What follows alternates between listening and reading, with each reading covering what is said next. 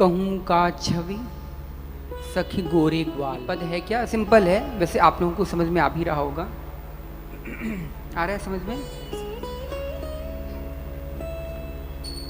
कहूँ का छवि सखी गोरे ग्वाल। आज श्री राधिका रानी का श्रृंगार हो रहा है और भगवान श्याम सुंदर उनको ग्वाल बना रहे हैं, मतलब उनको गोप के वेशभूषा में कर रहे हैं।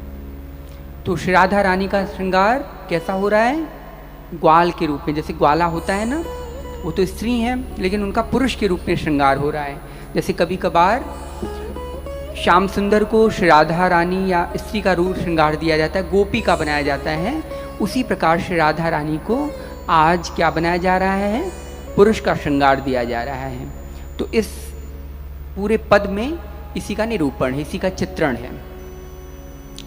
तिरछी, इसीलिए गोरे ग्वाल लिखा हुआ है। गोरे ग्वाल मतलब श्री राधिका रानी कैसी है? हमारी गोरी हैं, गौरवर्णी हैं, इसीलिए गोरे ग्वाल। तिरछी बधी पागरी सिर पर, तिरछी लट घुंघराल।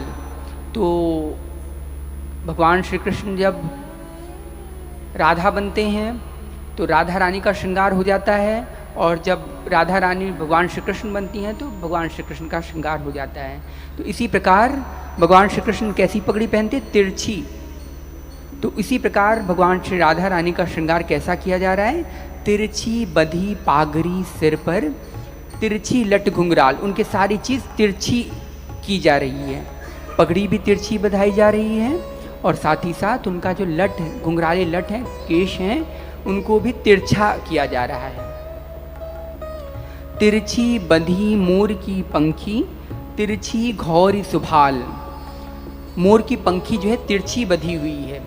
और खौरी किसे बोलते हैं? खौरी जानते हैं? जिसमें मुकुट देखा है आपने, जब दूल्हों का होता है तो उसमें एक कलगी टाइप की होती है, इसके ऊपर फिर पंख लगाया जाता है, तो उसमें जो मोर का पंख होता है वो खोसा जाता है, तो इसे खौरी बोलते हैं। क्या बोलते हैं उसे? खौरी।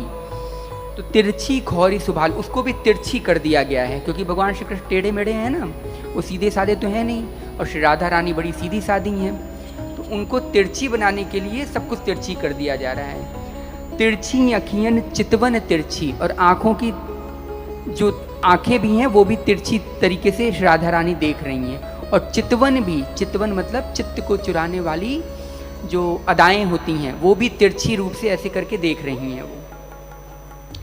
तिरछी मुरली रसाल, और मुरली भी कैसी दी गई है उनको? तिरछे होकर के, मतलब थोड़े तिरछे करके मुरली दी गई है, क्योंकि सब कुछ उनका टेढ़ा मेढ़ा रहता है भगवान श्री कृष्ण का श्रृंगार।